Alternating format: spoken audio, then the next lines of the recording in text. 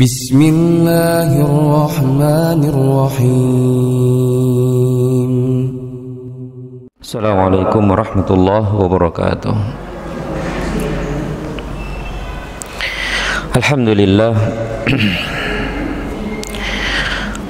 Alhamdulillahilladzi arsala rasulahu bil huda wa dinil haqq liyudhhirahu 'ala ad-din kullih wa kafa billahi shahida. Asyhadu an la ilaha illallah wahdahu la syarika lah wa asyhadu anna Muhammadan 'abduhu wa rasuluh. Allahumma salli wa sallim wa barik ala Muhammad wa ala alihi wa sahbihi ajma'in. Qala Allah Ta'ala: Ya ayyuhalladzina amanu taqullaha haqqa tuqatih wa la tamutunna illa wa antum muslimun. Amma ba'd. Akhwati fillah, a'azani Allah wa iyyakum, para ibu sekalian yang saya hormati dan yang saya muliakan. Pertama, tidak henti-hentinya kita bersyukur dan memuji Allah Rabbal Alamin yang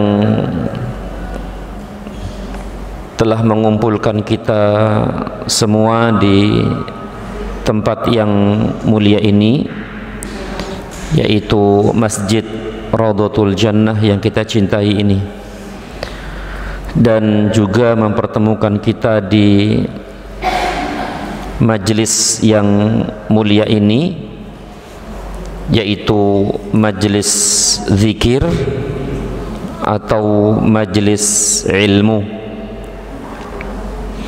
yang Rasulullah sallallahu alaihi wasallam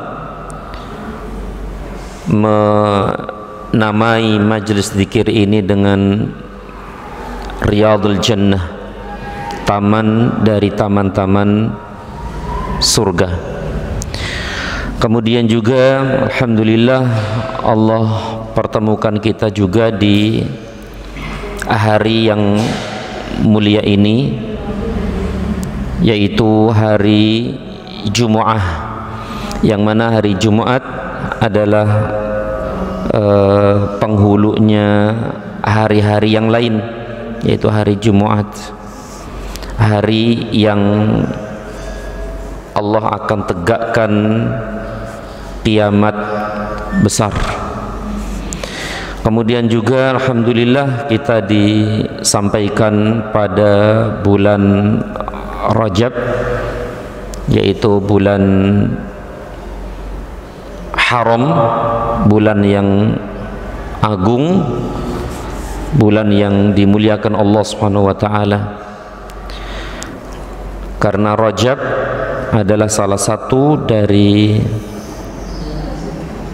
4 bulan yang haram, yang mulia, yaitu yang 4 tersebut: Dzul Qa'dah, Dzul Hijjah, Muharram, kemudian Rajab.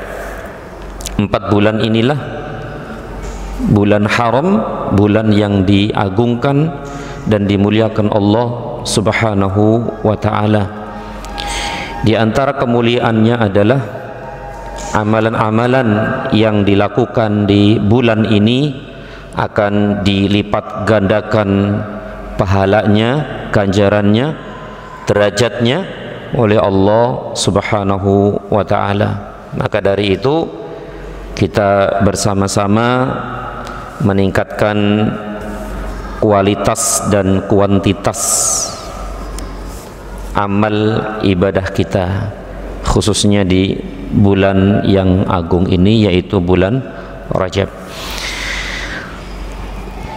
Tentu para ibu sekalian, tujuan kita hadir di tempat yang mulia ini adalah untuk menuntut ilmu, ya, menuntut ilmu syar'i, ilmu agama,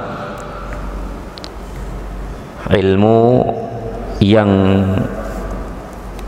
menerangi jalan kita di dunia ini menuju Allah Subhanahu wa ta'ala. Semoga Allah Subhanahu wa ta'ala merahmati dan memberkahi dan meridhai majlis kita ini dan kita semua yang hadir di dalamnya. Amin ya rabbal alamin. Tidak lupa salawat serta salam senantiasa tercurah kepada junjungan Nabi besar kita Muhammad sallallahu alaihi wasallam. Akhwati fillah, a'azanillah wa iyyakum, para ibu sekalian yang dirahmati Allah Subhanahu wa ta'ala. Kajian kita pada sore hari ini yaitu fikih dalam kitab Fiqh Sunnah lin Nisa, fikih sunnah untuk wanita muslimah. Pada pertemuan yang lalu telah kita bahas tentang waktu-waktu salat, mawaqitus shalah. Sebelumnya telah kita bahas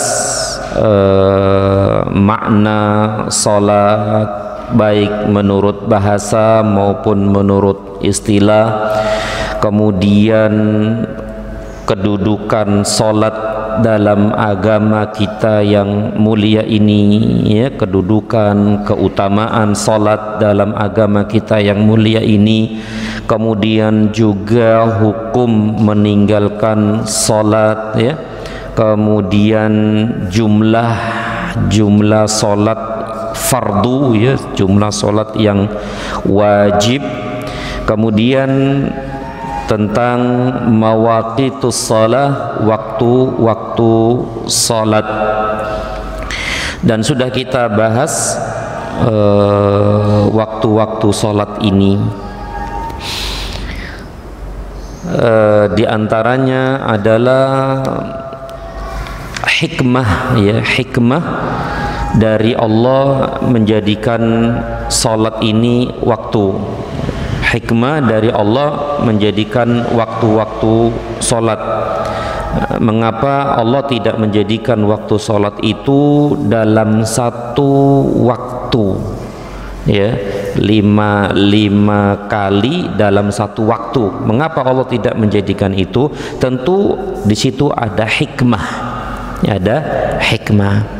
Dengan kata lain, apa hikmahnya Allah menjadikan waktu zuhur itu di waktu itu, asar di waktu itu, maghrib, isya, subuh di waktu tersebut? Semuanya ada hikmahnya dan ada faidahnya, dan ini sudah kita sebutkan di pertemuan yang lalu. Kemudian juga telah kita bahas waktu-waktu sholat. Pertama yaitu sholat zuhur, ini pun sudah kita bahas. Kemudian waktu asar, ya, waktu asar. Kapan waktu asar itu? Waktu asar adalah ketika bayangan suatu benda sama dengan bendanya. Itu mulai waktu asar sampai kapan? Sampai tenggelam matahari, sampai tenggelam matahari. Dan telah kita bahas juga tentang keutamaan, tentang besar dan agungnya sholat asar ini dibanding dengan sholat-sholat yang lainnya.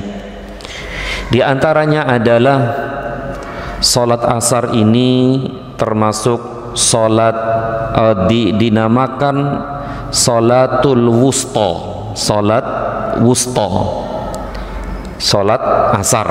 Sholat wusta adalah sholat asar, sebagaimana Allah berfirman, hafidhu ala salawati was salatil wusta wa qumu lillahi qanitin. Yang dimaksud dengan sholatul wusta adalah sholat asar. Berarti kalau diterjemahkan, hafidhu, jagalah, jaga, ala salawati, jagalah salat, wassalatil wusta, dan salat wusta.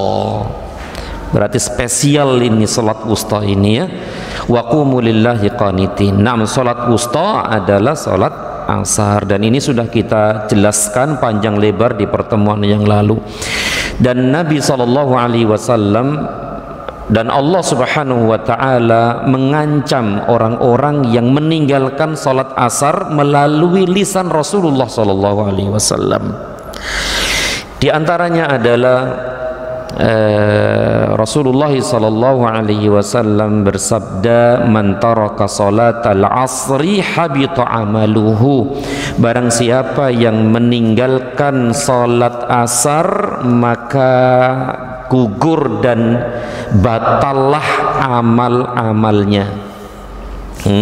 Batallah amal-amalnya. Berarti orang yang meninggalkan sholat asar di hari ini misalnya, maka seluruh amal-amal solehnya di hari ini hilang semuanya, habis semuanya, seakan-akan hari ini tidak punya sesatu dan sedikit pun amal kebaikan. Masya Allah, dan ini pun sudah kita bahas di pertemuan yang lalu. Kemudian juga orang yang meninggalkan sholat seakan-akan dirampas harta dan keluarganya, ya. Barang siapa yang meninggalkan sholat asar maka seakan-akan dirampas harta dan keluarganya. Berarti seakan-akan dia tidak punya harta sama sekali, dan seakan-akan keluarganya, ya, seakan-akan dia tidak punya keluarga satupun di muka bumi ini. Masya Allah, berarti dia termasuk orang-orang yang merugi, ya, merugi dunia dan akhirat, ya. Dan hadis-hadis lain yang menunjukkan akan pentingnya menjaga sholat asar ini, dan ini sudah kita bahas di pertemuan yang lalu. Kemudian kita lanjutkan yang ketiga, sholat maghrib, ya. Sholat maghrib, kapan sholat maghrib itu? Sholat maghrib min ghurubis syamsi, min ghurubis syams ila ayyaghiba syafaq, dari tenggelamnya matahari sampai hilangnya syafaq. Syafaq itu lembayung gitu loh katanya, ya, lembayung. Jadi maghrib itu dari tenggelam matahari sampai hilangnya syafaq. Syafaq itu cahaya kemerah-merahan atau kekuning-kuningan di sebelah barat, ya. Kalau lembayung ini sudah hilang maka habislah waktu maghrib dan masuk waktu apa? Waktu isya. Betul gitu ya. Nah.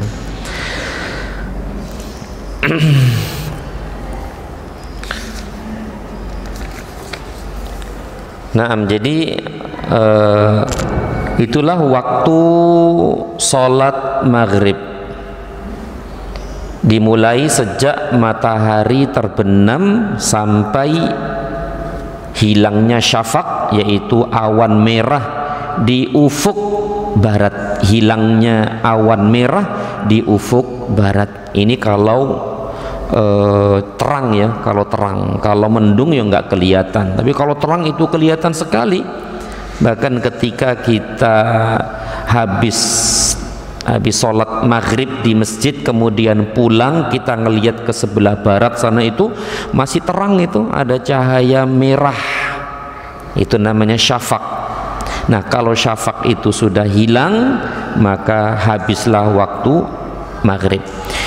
Dan di sini disebutkan, penulis berkata, dianjurkan menyegerakan sholat maghrib dan dimakruhkan mengakhirkannya, sebagaimana sabda Rasul sallallahu alaihi wasallam, la tazalu ummati bi khairin aw 'alal fitrati umatku, kata beliau sallallahu alaihi wasallam, akan tetap berada dalam kebaikan atau di dalam fitrah. Masya Allah ya. Umatku, kata beliau sallallahu alaihi wasallam, akan tetap berada dalam kebaikan, kebaikan dunia dan akhirat, ya, atau di dalam fitrah, di dalam kesucian. Malam yuakhiru al-maghrib ila antashtabikan nujum, ya, selama mereka tidak mengakhirkan sholat maghrib sehingga bintang-bintang terlihat bergemerlapan. Itu ya. Kemudian juga demikian pula hadis Rafi' bin Khudaij radhiyallahu anhu, beliau berkata, dia berkata, kami pernah melaksanakan sholat maghrib bersama Nabi SAW. Lalu salah seorang dari kami keluar, dan sungguh ia masih bisa melihat tempat-tempat menancapnya panah. Berarti masih apa? Masih terang kan gitu. Nah, masih terang. Berarti dari dua hadis ini menunjukkan bahwa dianjurkan, disunnahkan sholat maghrib di awal waktu.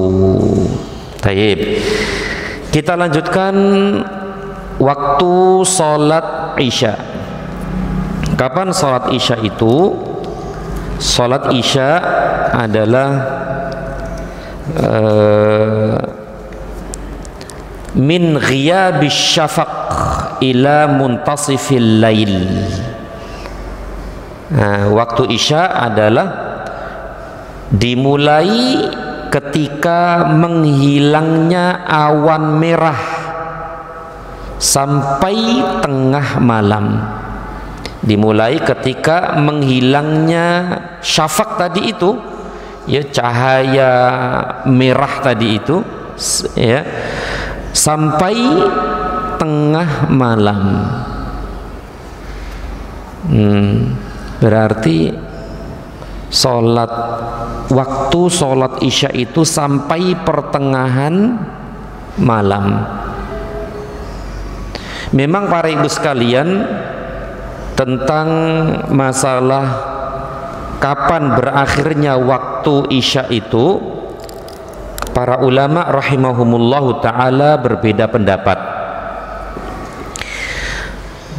Ada 3 pendapat para ulama tentang kapan berakhirnya waktu Isya itu. Pendapat yang pertama adalah sampai sepertiga akhir malam. Jadi selesai habis waktu Isya itu sampai sepertiga akhir malam. Kemudian pendapat yang kedua adalah sampai terbit fajar shadiq. Sampai terbit fajar shadiq. Kalau terbit fajar shadiq itu berarti masuk waktu apa, Ibu? Masuk waktu apa? Waktu subuh. Berarti ini pendapat yang kedua, ya, berakhirnya waktu Isya itu sampai subuh. Ini pendapat yang kedua. Kemudian pendapat yang ketiga, dan ini insya Allah ta'ala pendapat yang kuat, adalah akhiruhu nisful lail. Berakhirnya waktu Isya itu sampai pertengahan malam. Dan inilah insya Allah pendapat yang kuat, sampai pertengahan malam. Pertengahan malam itu jam berapa, Ibu? Ya, pertengahan malam itu ya berubah-ubah sebagaimana waktu maghrib dan waktu subuh itu juga berbeda-beda, berganti-ganti. Jadi cara mengetahui tengah malam itu adalah separuh dari waktu maghrib dan subuh. Maghrib sampai subuh, tengah-tengahnya itulah pertengahan malam. Berarti kalau misalnya maghrib jam 6, maghribnya jam 6, subuhnya jam 5 misalnya, berarti tengah malam itu jam berapa? Tengah-tengahannya jam berapa? Ada jam 11, 12,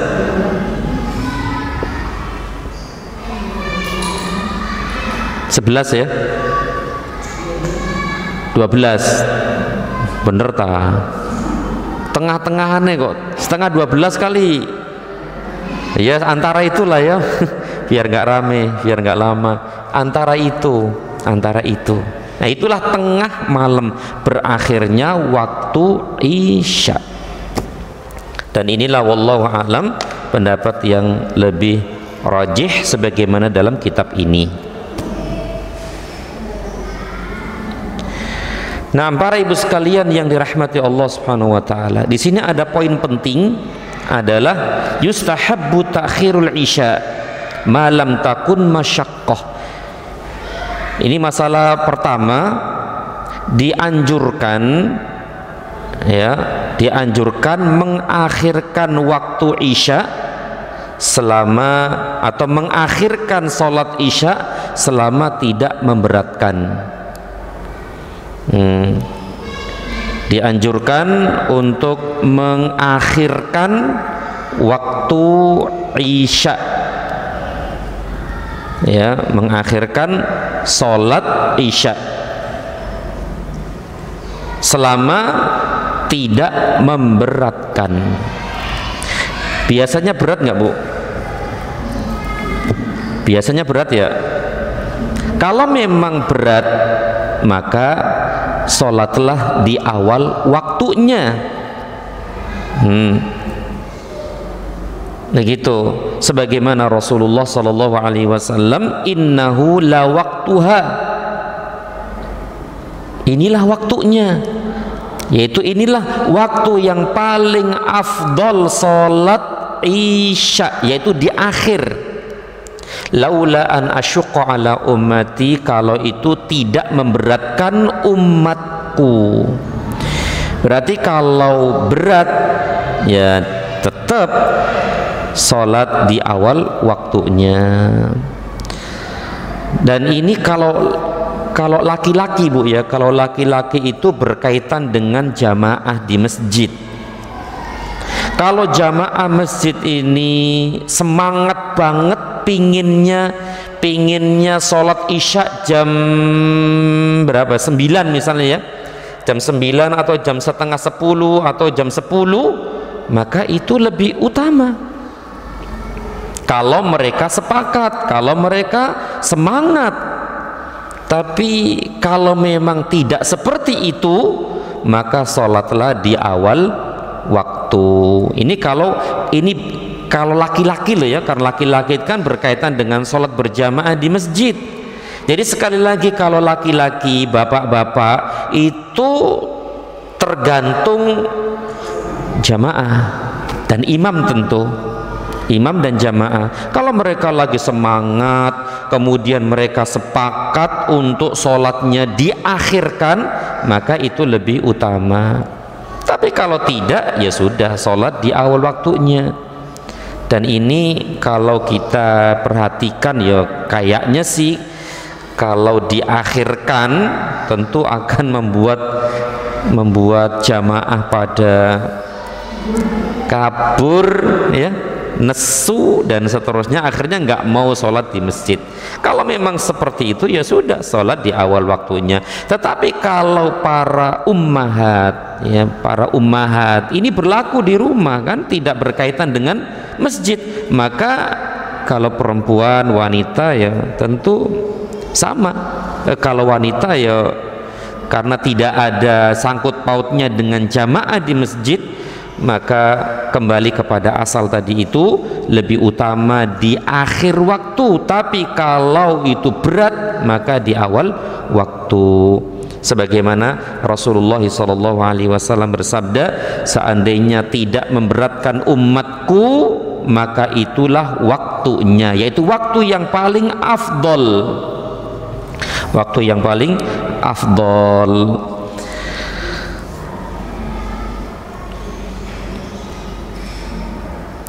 Taib. Kemudian poin berikutnya, masalah berikutnya, masalah penting berkaitan dengan waktu isya ini adalah yukrahun naum qabla al-isya. Dan ini penting sekali ini. Wa kadzalika yukrahul hadits ba'daha illa li maslahah. Dimakruhkan tidur sebelum isya. Begitu juga dimakruhkan berbincang-bincang setelahnya, kecuali kalau ada maslahat. Dan ini penting sekali, ini penting sekali. Makruh, apa itu makruh, Bu?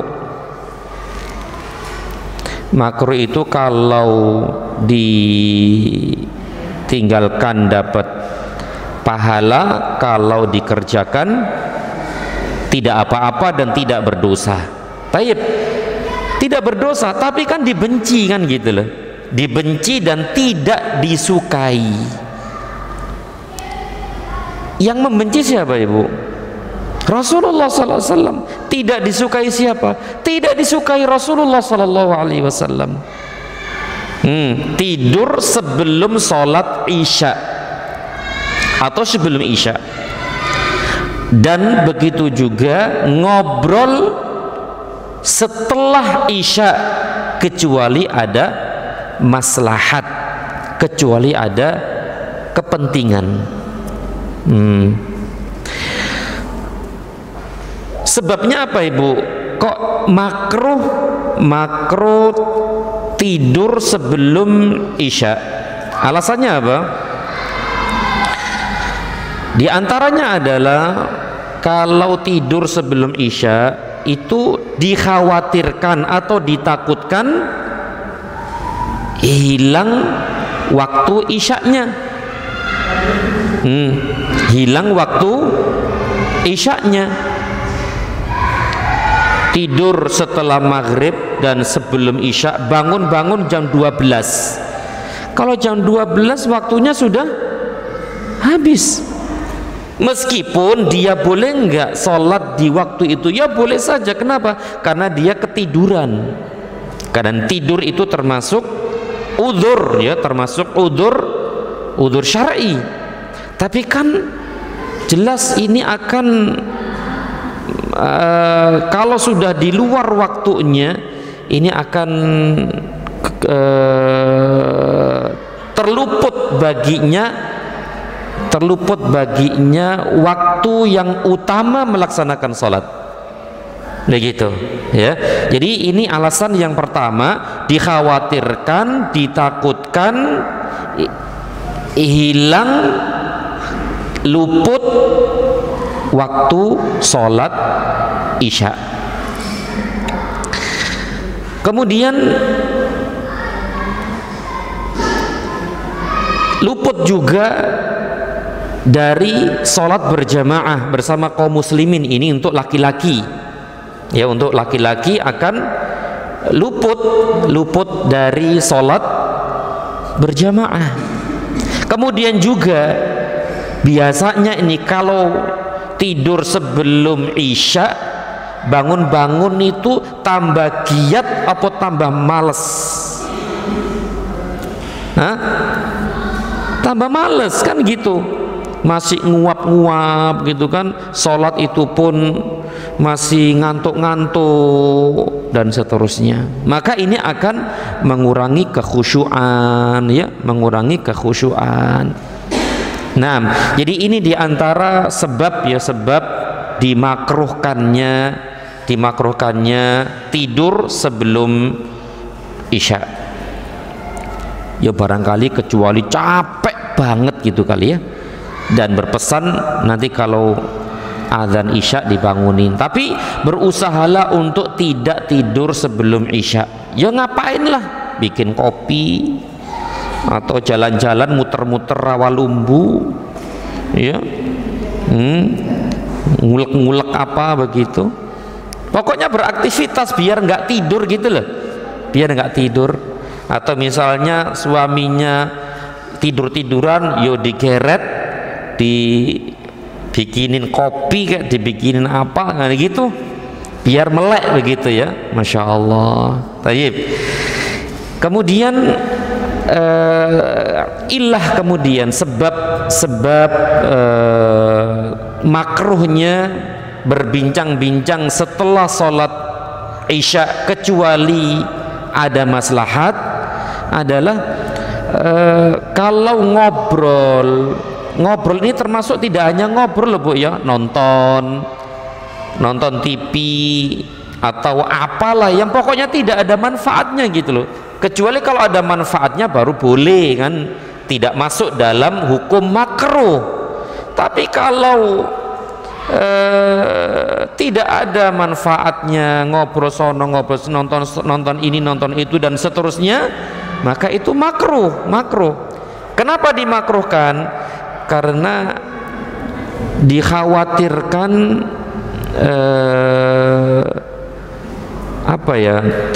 telat tidur gitu loh. Telat tidur, kalau telat tidur itu dikhawatirkan bablas waktu apa nih?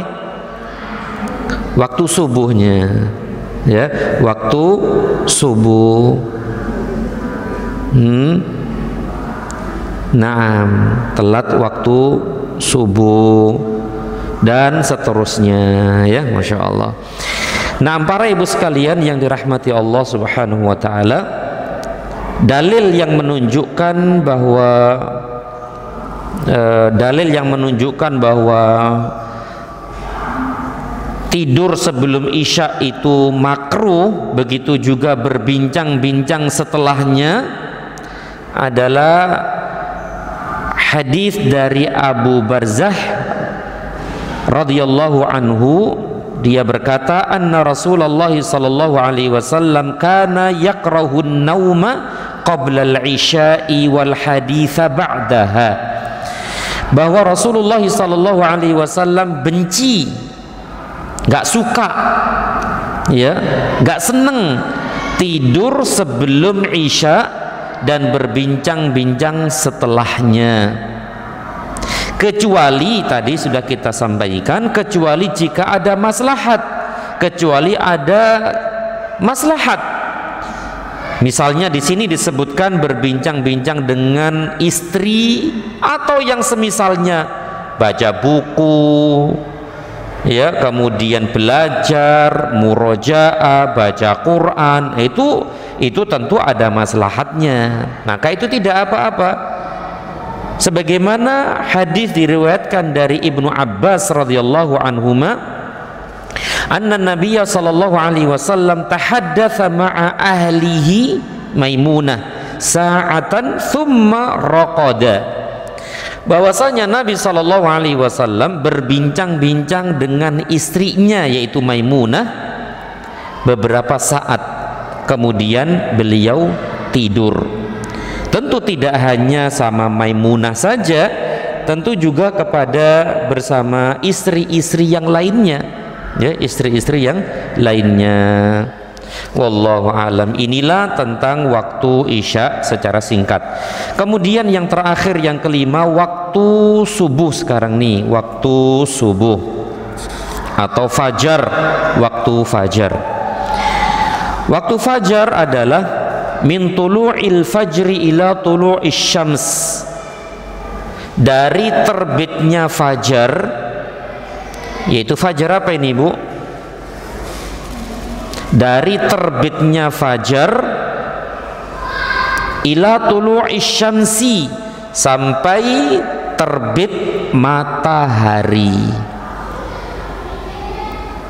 Min tulu'il fajri, dari terbitnya fajar. Fajar apa di sini Bu? fajar shadiq. Karena sebagaimana yang telah kita ketahui, fajar itu ada dua. Pertama, fajar awal. Fajar awal itu adalah fajar kadzib. Fajar kadzib.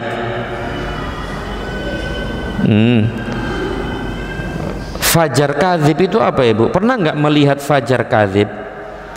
Kayaknya dari kita sulit ya melihat fajar kadzib ini. Fajar kadzib itu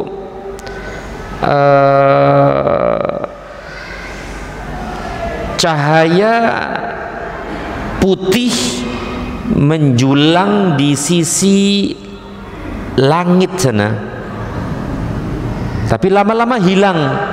Jadi cahaya putih yang melintang di atas langit tak lama kemudian hilang. Itu namanya fajar kadzib, ya. Dan kalau kita di Bekasi ya, di sini kita ya sulit lah melihat fajar kadzib itu, kecuali kalau tinggal di mana Bu ya, di kampung atau di pegunungan, itu akan nampak sekali fajar kadzib ini, ya. Nah, kemudian yang kedua fajar shadiq, ya, fajar shadiq, yaitu cahaya panjang yang melintang, yang muncul di sebelah ufuk timur sana. Semakin lama semakin terang, semakin terang, semakin terang, semakin terang, sampai betul-betul terang, yaitu terbit matahari. Nah, jadi itulah fajar shadiq. Jadi waktu subuh ini adalah ketika terbit fajar shadiq sampai terbit matahari. Sebagaimana Rasulullah SAW bersabda, waktu sholatis subhi, waktu sholat subuh adalah min tulu'il fajri, dari terbit fajar, yaitu fajar shadiq, malam tatlu'is syamsu, selama matahari belum terbit. Selama matahari belum terbit. Berarti kalau sudah terbit, habislah waktu subuh. Ini gitu ya. Kemudian di sini ada masalah penting. Dianjurkan bersegera melakukan sholat subuh pada awal waktunya. Ya, dianjurkan untuk menyegerakan sholat subuh di awal waktunya.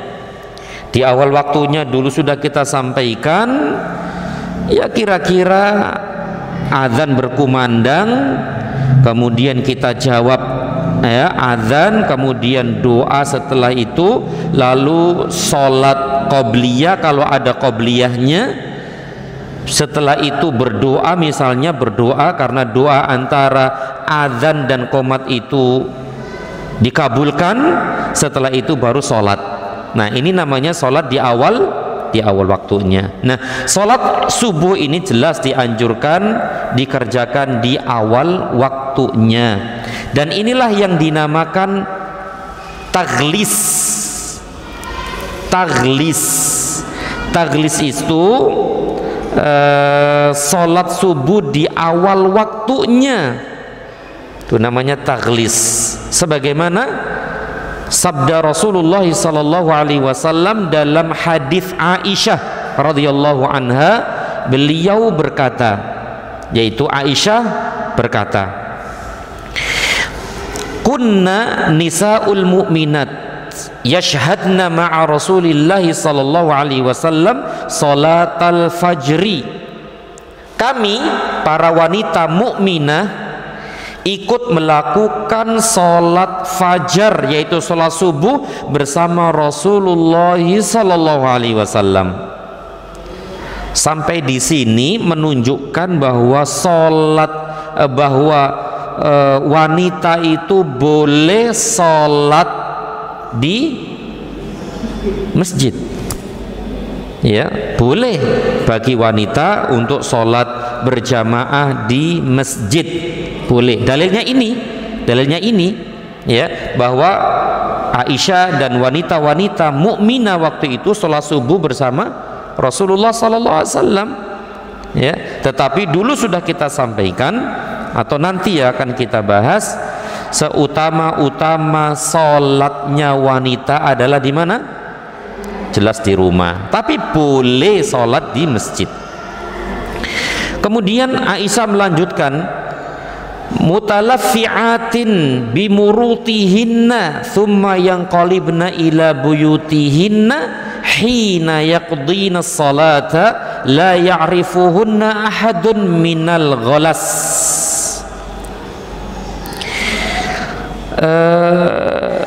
Para wanita mukminah ikut melakukan sholat fajar bersama Rasulullah sallallahu alaihi wasallam dengan pakaian wol yang menutupi semua badan mereka.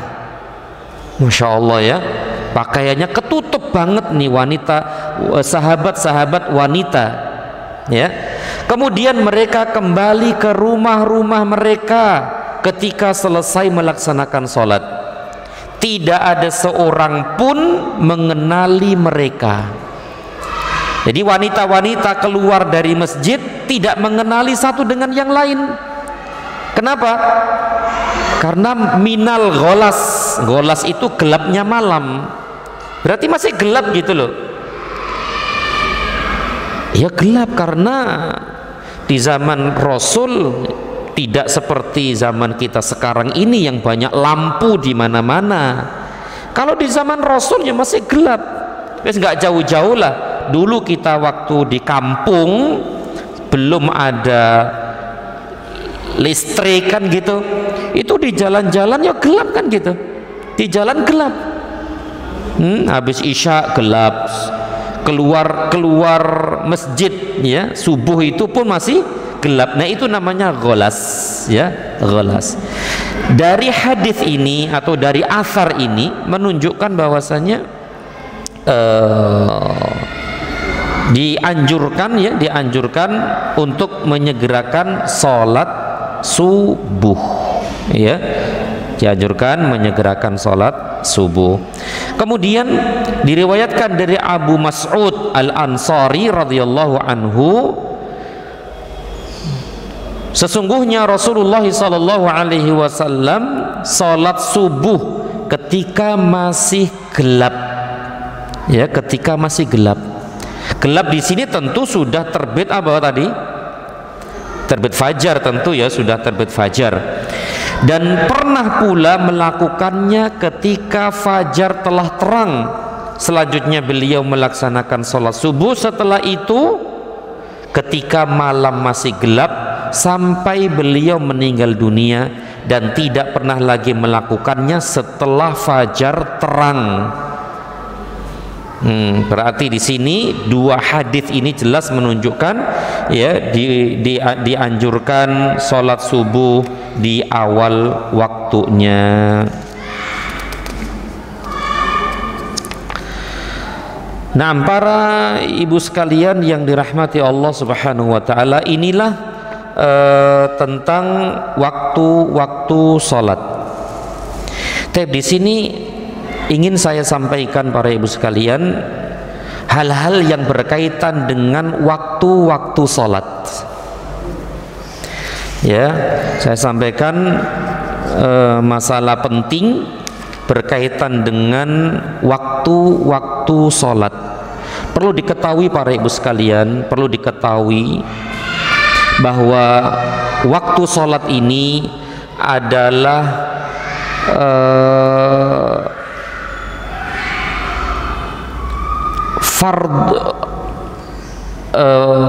fardu sholat yang paling ditekankan.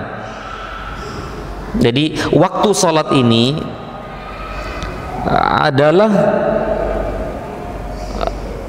fardu sholat yang paling ditekankan.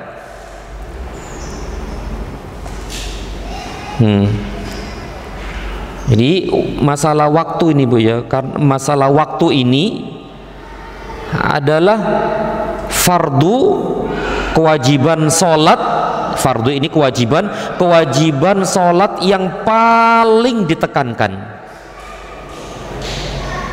dibanding dengan kewajiban sholat yang lainnya.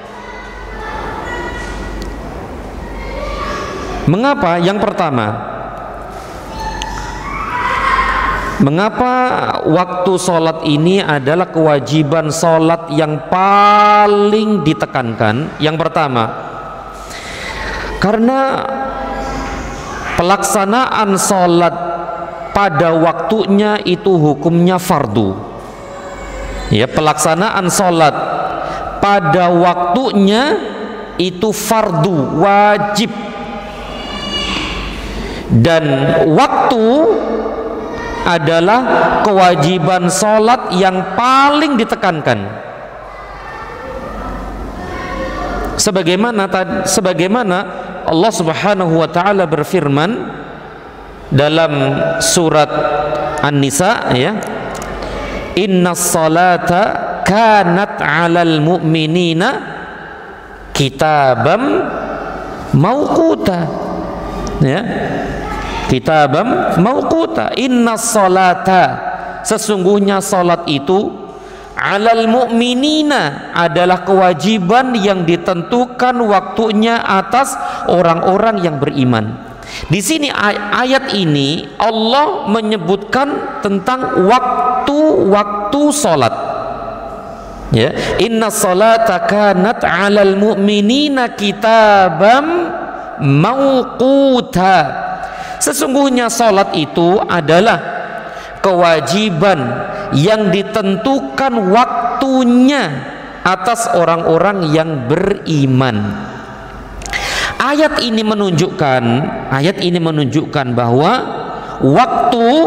waktu salat adalah kewajiban salat yang paling ditentukan, yang paling ditekankan.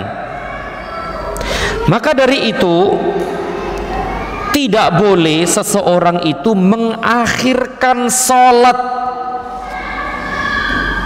Ya, tidak boleh seseorang mengakhirkan sholat dari waktunya.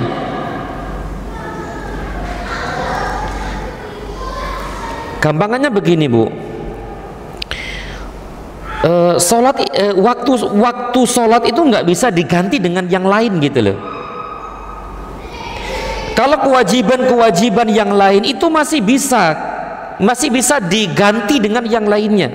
Contohnya nih, misalnya orang ini sakit, hanya bisa berbaring di atas ranjang, sehingga dia bajunya kena najis. Taib, boleh nggak sholat dengan pakaian yang najis? Boleh nggak? Tidak boleh, itu pada asalnya. Tetapi kalau dia betul-betul tidak bisa kecuali dengan pakaian itu, boleh nggak? Boleh kan? Boleh. Misalnya tadi orang sakit yang pakaiannya itu nggak bisa gitu loh, selalu kena najis gitu loh, dan sulit banget setiap mau sholat ganti, itu berat banget, sulit banget. Maka dalam kondisi seperti itu boleh tidak dia sholat meskipun dengan pakaian najis? Boleh kan? Boleh.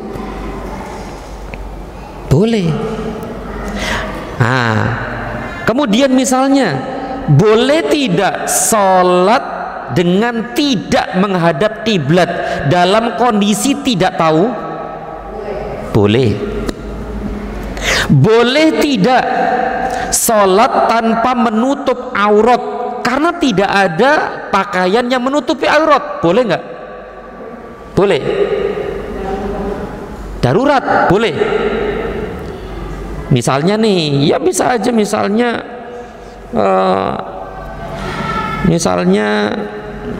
lagi perang gitu kan, nggak ada pakaian, bajunya misalnya ngungsi kemana, bajunya nggak ada dan seterusnya, sehingga dia harus sholat. Tidak ada pakaian sedikit pun yang menutupi aurat, atau tidak menutupi aurat semuanya. Adanya cuman itu, boleh tidak? Boleh. Jadi dalam kondisi-kondisi tertentu, kewajiban sholat itu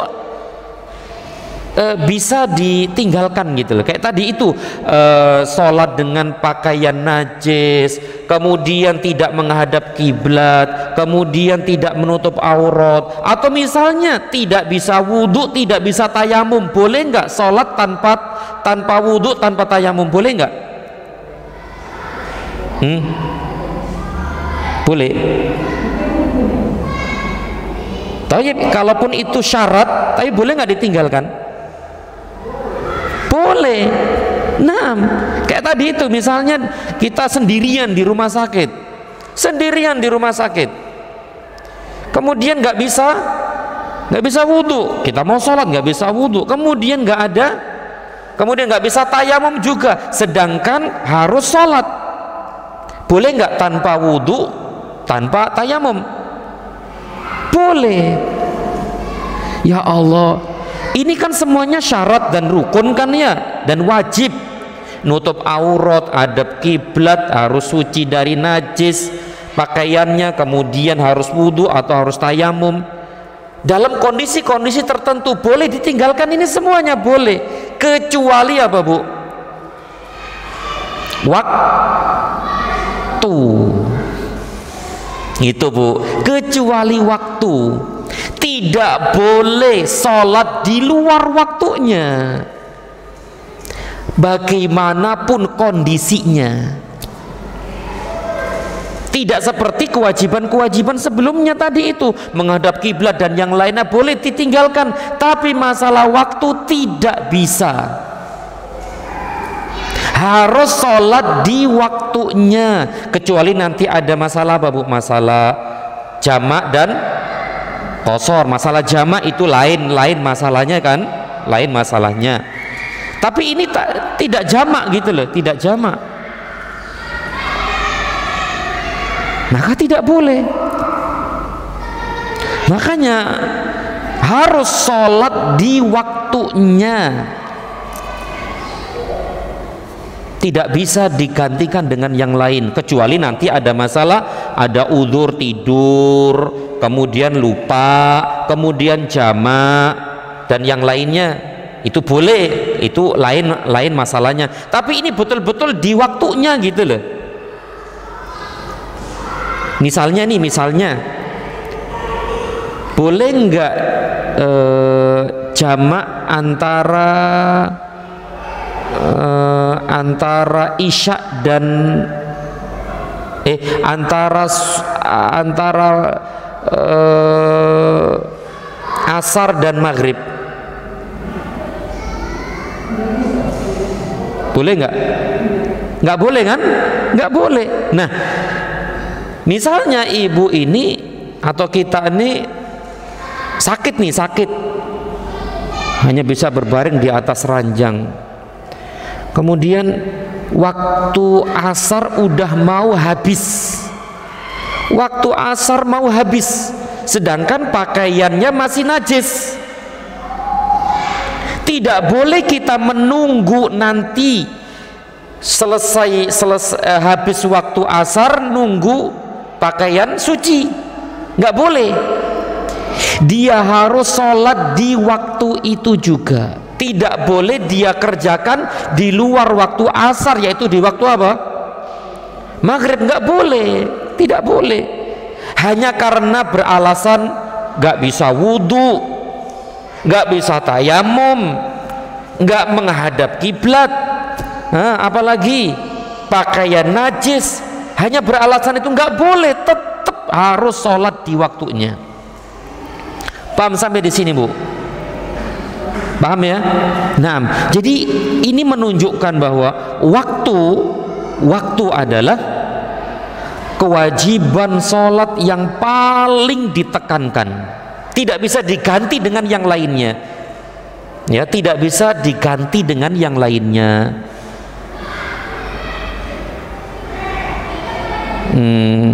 Bahkan kita di atas kendaraan, kita nggak bisa turun, sedangkan kita di atas kendaraan, sedangkan waktunya mau habis. Boleh nggak dikerjakan setelah habis waktu? Nggak boleh, kecuali nanti ada urusannya dengan apa itu jamak, ya, jamak itu lain. Tapi ini udah asar, sudah mau habis waktunya, sedangkan kita di atas kendaraan, sedangkan nggak mungkin kita turun dari kendaraan. Berarti sholat di mana? Di atas kendaraan. Tidak boleh nanti saja di waktu maghrib, nggak boleh.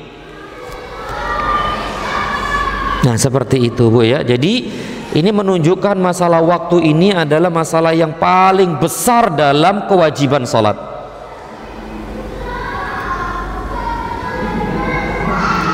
Berarti harus sholat bagaimanapun keadaannya. Sudah, bagaimanapun keadaannya harus sholat di waktunya. Sudah, titik.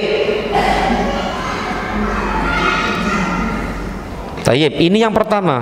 Yang kedua, tentang masalah waktu adalah kewajiban yang paling ditekankan. Kenapa? Karena Allah Subhanahu wa taala memuji orang-orang yang menjaga waktu-waktu salat. Ya, ini yang kedua.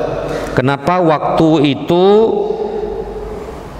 kewajiban sholat yang paling ditekankan? Karena Allah Subhanahu wa ta'ala memuji orang-orang yang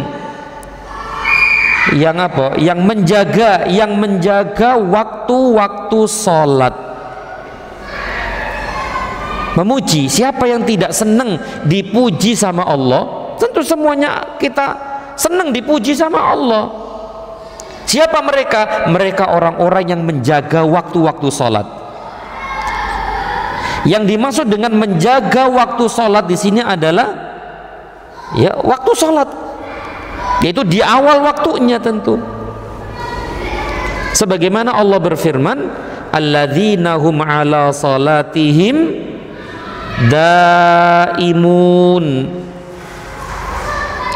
Ya, surat Al-Ma'arij ayat 23. Alladzina hum ala salatihim daimun.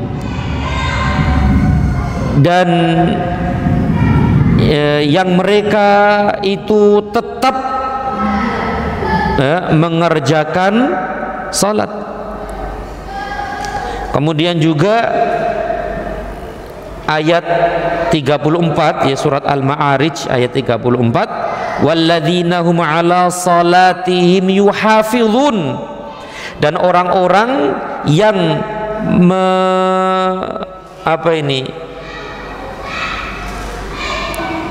memelihara salatnya, dan orang-orang yang memelihara salatnya. Yang dimaksud dengan memelihara salatnya, yang dimaksud mereka tetap mengerjakan salat adalah salat pada waktunya. Sebagaimana kata Ibnu Mas'ud radhiyallahu taala anhu, ya. Jadi para ibu sekalian, Allah memuji orang-orang yang sangat memperhatikan waktu-waktu salat, sehingga dia melaksanakan salat di awal waktunya. Sudah, itu. Berarti dengan kata lain Allah memuji orang-orang yang salat di awal waktunya. Ini yang kedua. Yang ketiga, mengapa waktu adalah kewajiban sholat yang paling ditekankan? Karena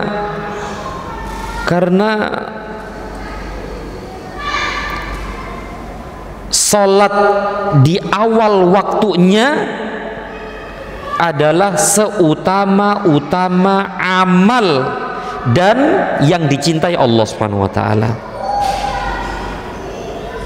Ini yang ketiga. Jadi salat di awal waktu adalah amalan yang paling utama dan yang paling dicintai Allah. Sudah itu. Saya ulangi. Salat di awal waktunya adalah amalan yang paling afdol, amalan yang paling utama dan yang paling dicintai Allah Subhanahu wa ta'ala. Dalilnya mana? Dalilnya adalah hadis Ibnu Mas'ud radhiyallahu taala anhu.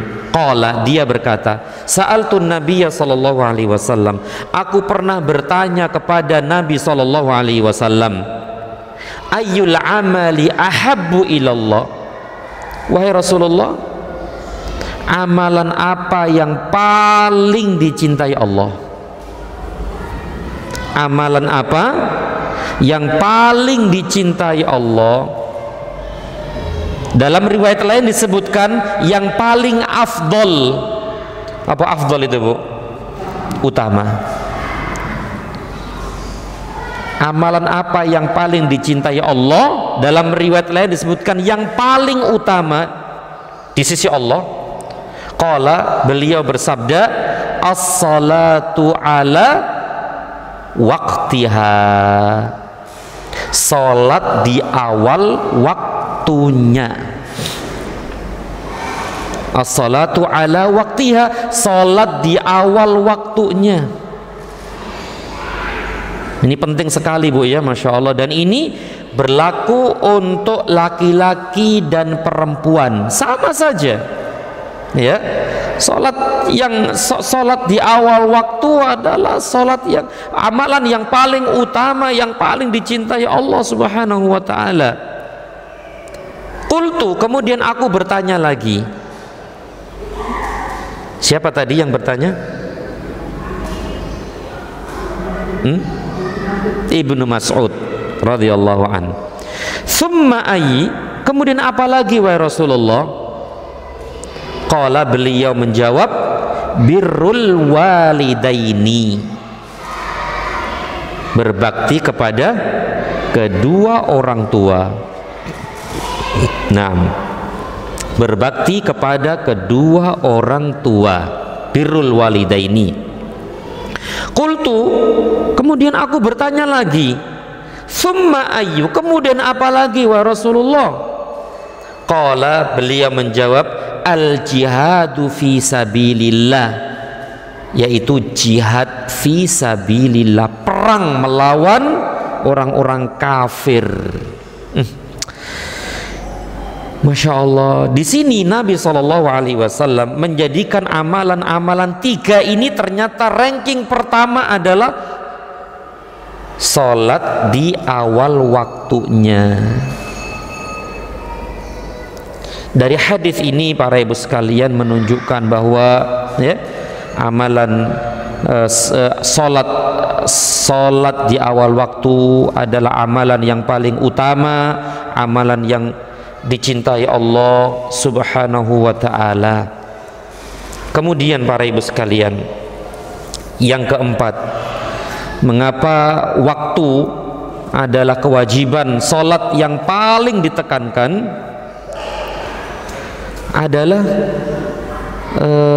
Nabi SAW melarang ikut umara, yaitu amir, pemimpin yang mengakhirkan salat. Masya Allah, ya. Jadi Nabi SAW melarang mengikuti pemimpin yang mereka itu mengakhirkan salatnya. Amir itu umara, pemimpin itu biasanya menjadi imam, kan, Bu, ya? Kalau di negeri Islam, ya, amir itu adalah imam atau pemimpin, imam, baik itu imam negara atau imam salat. Nah, jadi Nabi SAW melarang umatnya mengikuti pemimpin yang dia itu mengakhirkan sholat.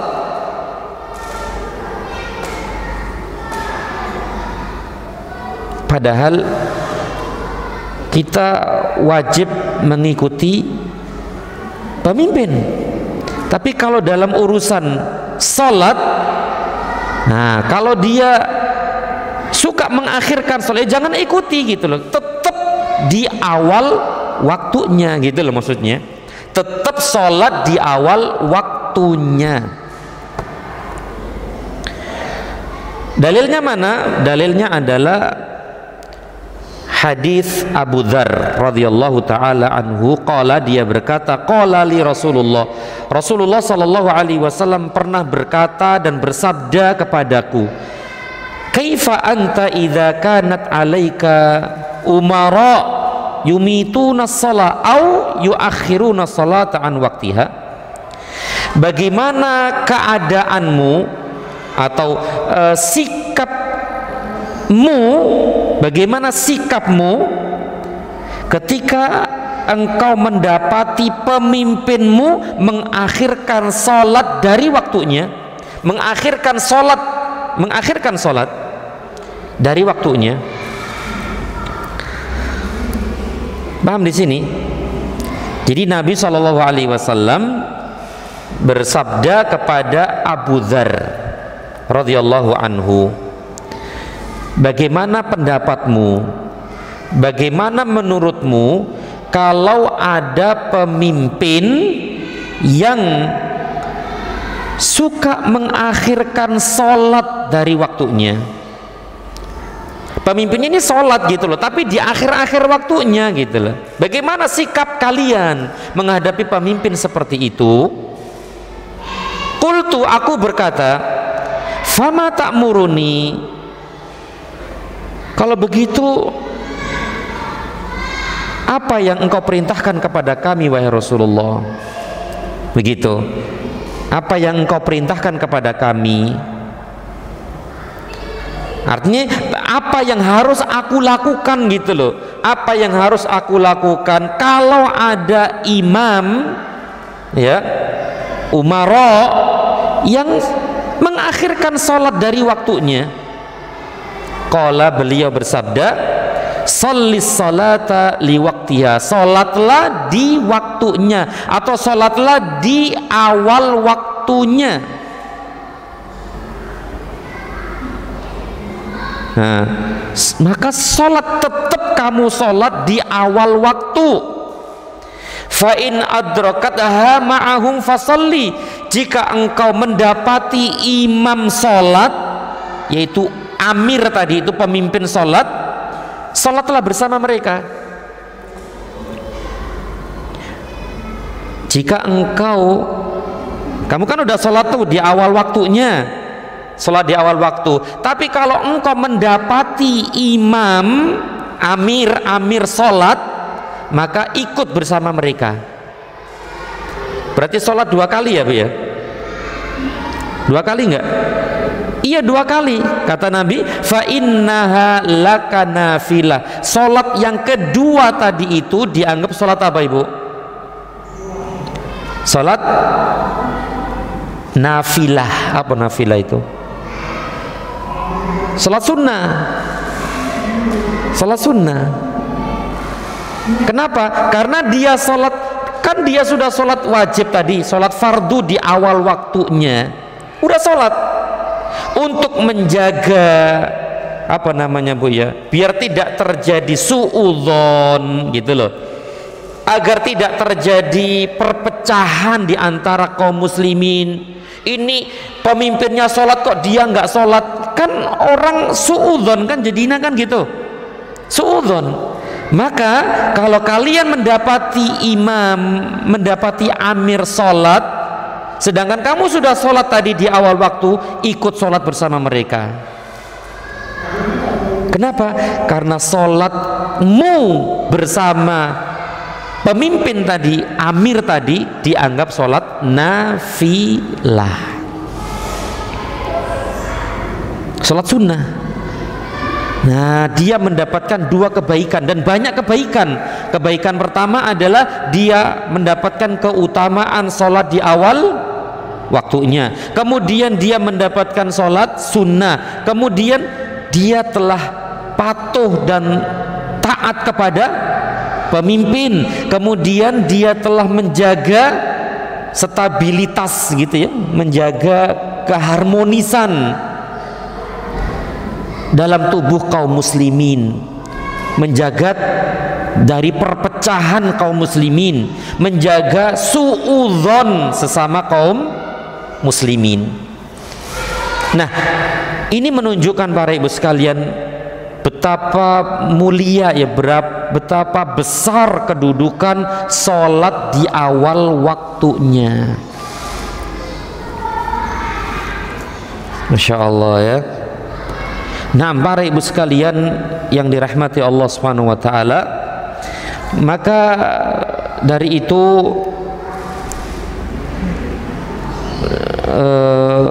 dan terakhir yang kelima, mengapa masalah waktu ini kewajiban sholat yang paling ditekankan? Karena mengakhirkan waktu sholat, dikatakan mengakhirkan waktu sholat dari waktu yang utama.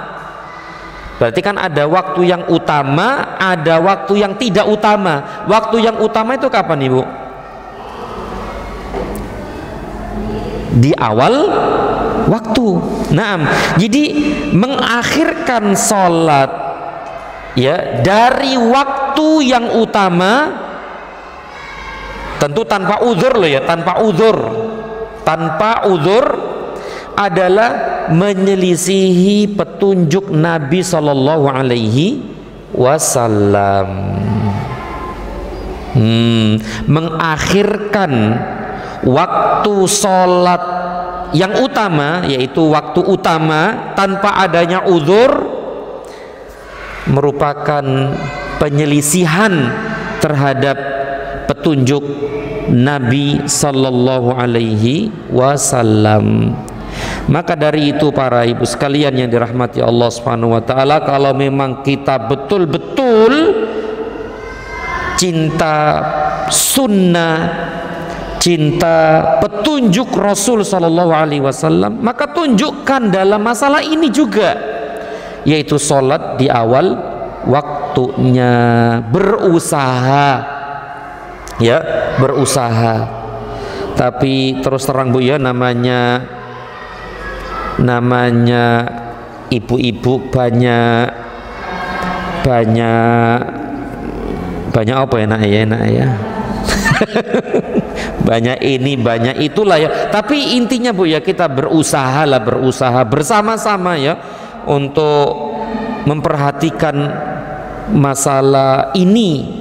Dan ini termasuk petunjuk Rasulullah SAW. Rasulullah SAW selalu sholat di awal waktunya. Begitu juga para sahabat radhiyallahu taala anhum ajmain, baik sahabat-sahabat laki maupun sahabat-sahabat perempuan.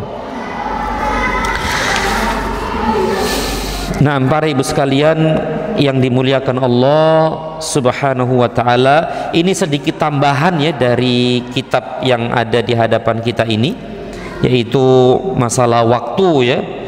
Ya, waktu adalah kewajiban sholat yang paling ditekankan. Maka kita tidak boleh menyia-nyiakan waktu sholat. Tadi yang pertama tadi dulu ya, Masya Allah, kita sholat boleh sholat tanpa wudhu, tanpa tayamum, dikhawatirkan habis waktu sholat. Dikhawatirkan habis waktu sholat.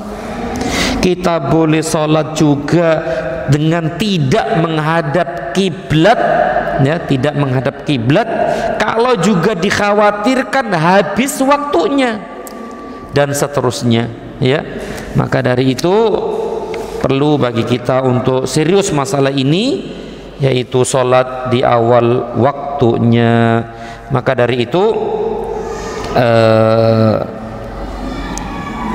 kecuali isya tadi Bu ya, ya Bu ya, kecuali isya tadi itu, karena isya itu Waktu yang paling utama adalah diakhirkan kalau tidak ada kesulitan, ya. Kalau tidak ada kesulitan, maka kita mengamalkan apa yang difirmankan oleh Allah Subhanahu wa taala, fastabiqul khairat, maka berlomba-lombalah dalam kebaikan, dan salah satu kebaikan adalah salat di awal waktunya, ya. Begitu juga firman Allah Subhanahu wa taala tentang surga untuk siapa? Salah satunya adalah ulaika yusari'una fil khairat wa hum laha sabiqun. Nah, mereka bercepat-cepat di dalam kebaikan, ya, cepat-cepat dalam kebaikan, dan mereka saling berlomba-lomba, ya. Begitu juga firman Allah, wasari'u ila maghfiratin min rabbikum wa jannatin 'arduhas samawati wal ardu uiddat lil muttaqin, dan bersegeralah kalian menuju ampunan Allah, menuju ampunan Rabb kalian, dan surga yang luasnya seluas langit dan bumi, seluas langit dan bumi, uiddat lil muttaqin, yang disediakan, yang dipersiapkan bagi orang-orang yang bertakwa. Nah, wasari'u, dan cepat-cepatlah kalian, berlomba-lombalah kalian menuju ampunan Allah dan surga yang luasnya seluas langit dan bumi. Arduha, ard itu dalam bahasa kita itu luasnya, lebarnya saja itu lebih lebar dari langit dan bumi, itu surga. Lebarnya, belum apanya, Bu? Belum apanya? Ini lebarnya, belum apanya? Belum panjangnya, gitu loh. Lebarnya saja itu lebih lebar daripada langit dan bumi. Belum panjangnya, belum tingginya. Ya Allah, ya sudah. Dan surga itu diperuntukkan, dipersiapkan bagi orang-orang yang bertakwa. Di antara sifat orang-orang yang bertakwa adalah bersegera di dalam kebaikan, amal soleh, ketaatan kepada Allah, dan ampunan Allah Subhanahu wa ta'ala. Nah, para ibu sekalian yang dirahmati Allah Subhanahu wa ta'ala,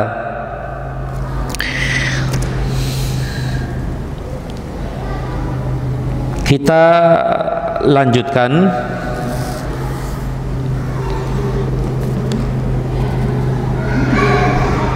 poin berikutnya yang masih berkaitan dengan mawaqitus shalah, waktu-waktu salat, adalah bima tudrikina waqtas shalah. Apa artinya ini? Jam berapa sih ini? Ya Allah, udah jam 6 lagi. Cepat sekali ya.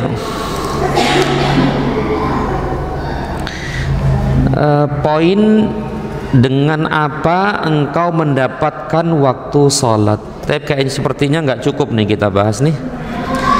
Tapi insya Allah kita bahas pada pertemuan yang akan datang, insya Allah ta'ala.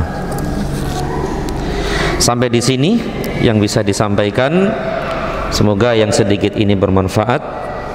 Dan mungkin ada yang perlu ditanyakan atau yang ingin bertanya, kami persilakan. Sebagaimana dulu sudah disampaikan, yang bertanya bisa ditulis di selembar kertas lalu dikirimkan ke sini. Nah, monggo dan silakan. Tuh kan.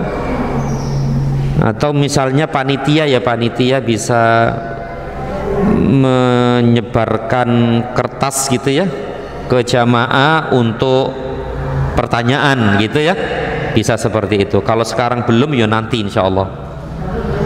Nah, ya insya Allah. Baik, demikian, semoga bermanfaat dan lebih kurang mohon maaf, dan semoga Allah Subhanahu wa taala selalu memberikan dan menganugerahkan kepada kita sekalian keistiqomahan, keteguhan, ketetapan di atas sunnah Nabi sallallahu alaihi wasallam, di atas tauhid, di atas hidayah dan taufik. Dan semoga Allah Subhanahu wa taala selalu memberikan kepada kita kesehatan. Kalau di antara kita ada yang sakit, semoga Allah sembuhkan dengan segera. Amin ya rabbal alamin. Wa sallallahu ala Muhammad wa ala alihi wa sahbihi wa sallam. Subhanakallahumma wa bihamdika asyhadu an la ilaha illa anta astaghfiruka wa atubu ilaik. Wassalamu alaikum warahmatullahi wabarakatuh.